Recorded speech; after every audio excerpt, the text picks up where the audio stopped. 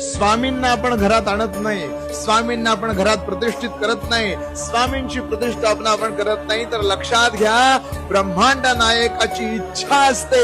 स्वामी समर्थ महाराजांची ज्यांना आपण परब्रह्म म्हणतो त्या भगवंताची इच्छा असते, म्हणून या सगळ्या गोष्टी होतात.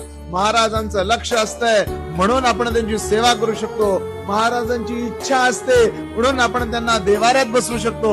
महाराजांची इच्छा असते म्हणून आपण नित्य सेवा करू शकतो. लक्षात घ्या ब्रह्मांड नायकाने ठरवलंय की कोण माझा भक्त होणार. ब्रह्मांड नायकाने ठरवलंय की कुणाचा उद्धार होणार, म्हणून आणि म्हणूनच आपल्याकडून या सेवा घडतात. लक्षात घ्या करता करविता देता न्याय करता सगळं स्वामी स्वामी स्वामी आहे. महाराजांनी ठरवलंय म्हणून सेवा करतोय, हे वाक्य आयुष्यभर डोक्यात ठेवा.